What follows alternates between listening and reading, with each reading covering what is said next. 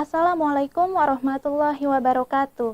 Kabar Palestina terkini kembali hadir di hadapan Anda, edisi Senin 12 Oktober 2020, yang akan menghadirkan berita terhangat, terpercaya, dan teraktual. Bersama saya, Nur Aisyah Amini. Kabar pertama datang dari kota terjajah Al-Quds. Para pemukim ilegal Yahudi hingga kini terus menyerbu masuk ke Masjid Al-Aqsa. Kondisi seperti ini eskalasinya meningkat dalam beberapa hari terakhir, dengan alasan peringatan Hari Besar Yahudi. Berikut berita selengkapnya.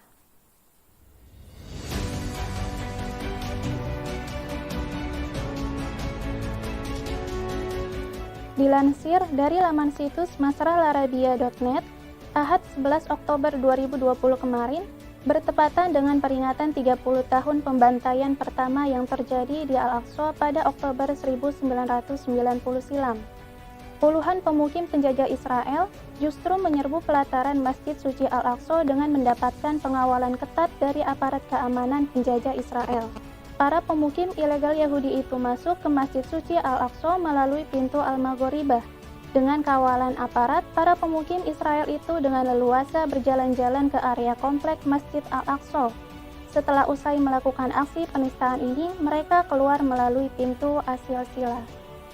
Badan Administrasi Wakaf Islam di Al-Quds melaporkan, sebanyak 21 pemukim penjajah Israel menyerbu Masjid Al-Aqsa pada Ahad pagi kemarin. Lembaga Wakaf Al-Aqsa ini kemudian menyebutkan 11 anggota dari kepolisian dan intelijen penjajah Israel melakukan tindakan semena-mena dengan menyerbu masuk ke dalam mushola pintu Ar-Rahmah bagian timur Masjid Al-Aqsa. Selama 24 hari berturut-turut, otoritas penjajah Israel terus menutup total kota Al-Quds dan membatasi pergerakan penduduknya dengan alasan wabah corona. Bersamaan dengan itu, warga Al-Quds dilarang untuk masuk ke Masjid Al-Aqsa dan sholat di dalamnya, terutama yang tinggal di luar kota tua. Kebijakan ini sengaja dikeluarkan Israel dengan tujuan utamanya yaitu membuka seluas-luasnya kepada pemukim ilegal Yahudi untuk keluar masuk Al-Aqsa dalam rangka memperingati Hari Besar Yahudi.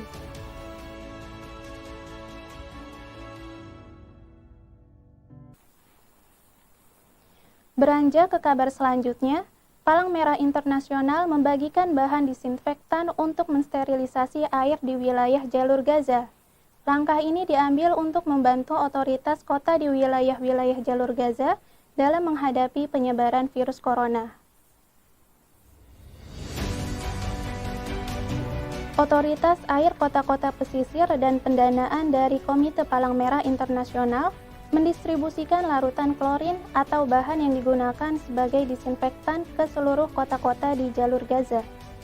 Seperti yang dilansir dari laman situs alwatanvoice.com pada Ahad 11 Oktober 2020 kemarin, upaya dari Palang Merah Internasional tersebut dalam rangka mensterilkan air limbah yang berada di wilayah otoritas mereka, serta melindungi para staf yang bekerja di dalamnya sehubung dengan wabah virus corona. Intervensi ini dilakukan dalam program Otoritas Air Kota-Kota Pesisir yang bertujuan untuk menguatkan prosedural pencegahan virus corona. Sejak pertama kali masuknya virus corona ke jalur Gaza, Otoritas Air mendistribusikan pakaian-pakaian dan alat-alat pencegahan serta bahan-bahan sterilisasi kepada seluruh pekerja di fasilitas air dan pembuangan limbah ke berbagai kota di jalur Gaza. Di samping itu, Otoritas Air juga melakukan pembersihan bakteri maupun kuman atau disinfeksi dan sterilisasi ke semua fasilitas air dan pembuangan limbah atau sanitasi di seluruh wilayah-wilayah di jalur Gaza.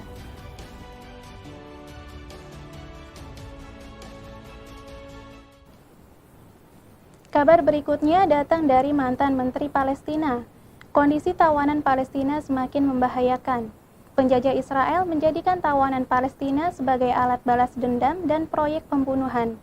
Salah satu contohnya adalah kondisi kritis yang dialami tawanan Al-Ahras yang saat ini masih mendekam di dalam penjara penjajah Israel.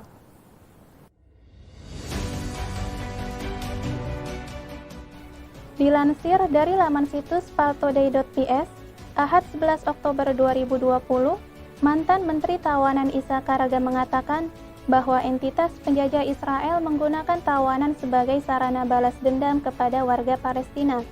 Terbukti pihak penjajah Israel kerap melakukan penyiksaan dan pelanggaran lainnya terhadap para tawanan. Isa menyebut nama Mahir al-Ahras sebagai contoh dari kebijakan tawanan yang kerap menyakiti tawanan Palestina. Mahir ditahan administratif oleh penjajah Israel dan penangkapan seperti ini bukanlah kali yang pertama. Isa kemudian menyerukan agar adanya tindakan konkret dan tidak bergantung terhadap institusi internasional. Meskipun sudah ada konsensus internasional yang mengutuk penangkapan administratif, dia menuntut agar segera mengambil tindakan dan tidak berdiam diri atas apa yang terjadi terhadap tawanan Mahir al-Ahras di dalam penjara penjajah Israel. Dia menjelaskan otoritas penjajah Israel apatis terhadap kondisi tawanan Palestina dan menganggap seluruh tawanan Palestina sebagai proyek pembunuhan. Para menteri penjajah Israel seringkali melontarkan pernyataan secara terbuka agar membiarkan tawanan Palestina mati dan otoritas penjajah Israel melegalkan undang-undang mengeksekusi nyawa tawanan Palestina.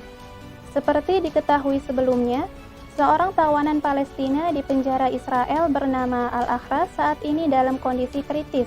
Setelah melakukan aksi mogok makan selama lebih dari 70 hari, kekebalan tubuhnya terus menurun dan rentan terkena penyakit.